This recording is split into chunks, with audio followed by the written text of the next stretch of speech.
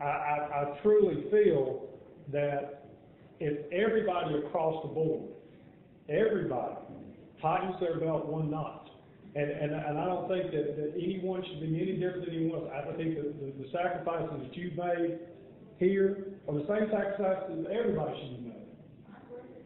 And one of the words that I used here was hypocritical. I referred to nepotism.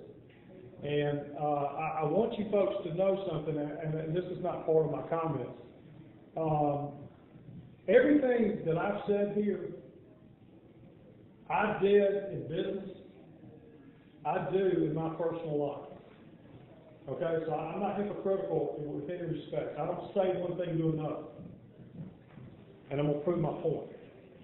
I'm going to give you an example. I'm not going to prove the point, but I'm going to give you an example. If you'll pardon me, I sure. have to get back to court. I'm not leaving to the land, but I've got to leave. Thank you so much for coming.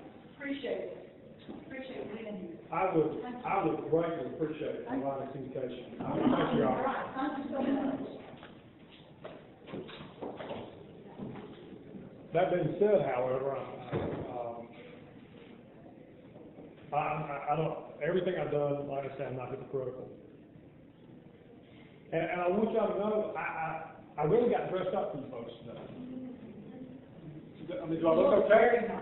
Very nice. Joseph paid back. It's real nice. Did you get to the thrift store, did you?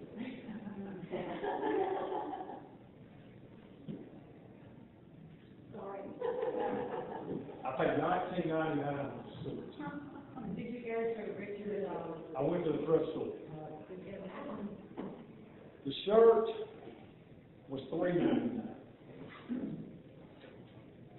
The most expensive thing I got on besides the shoes, I got bad feet, so but the most expensive thing about this outfit, the belt, $2.99. The most expensive thing is the alterations, and that was $55. So, what I say here is not only from my brain and from my experience, but it's from my heart. You know, the fact that, this suit does everything it's supposed to do. So what difference does it make if I pay retail or wholesale or down at a thrift store? It makes no difference whatsoever. And the same thing applies in government. I've said that the state needs to provide what is needed, nothing more, nothing less. A pen is a pen. You want it to write. That's it. Now, I have a Mont Blanc, but it was a gift. Other than that, just got a normal old pen. So, with the people's money, our public officials and our public employees need to understand that everything they do, when they walk in that door, when they walk out that door, they are doing it for the people and with the people's money. Period. But I made a point that our justices are well paid, and well paid is, well, in 2009, the Chief Justice were making just a little bit over $181,000, and the justices themselves were making $180,000. So, I think that they can set an example by tightening their belt one notch, and I feel they can. I did it in business, and that was my motivation to find the savings so that everything can be restored. But the employees are the biggest asset because they are the boots on the ground. So understand. I think we probably are. Let some folks go back to work. You've given us some great things to think about.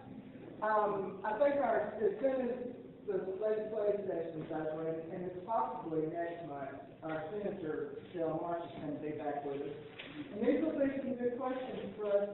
I know he has already started economizing and cutting the budget where he is. So we'll see what he thinks about some of these ideas. Of course, a lot of these ideas need to be done on the federal level, for sure.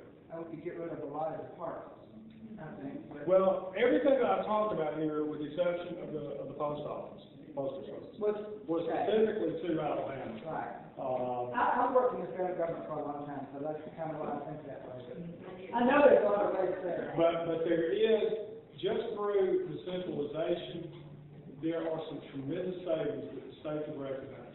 And I mean, when you looked at any one particular one, it wouldn't be that big, but when you put them all together, they would be sizable. Well, thank you again. We appreciate it.